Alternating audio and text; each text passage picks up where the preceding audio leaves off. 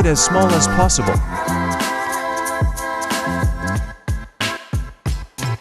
Copy for all clips.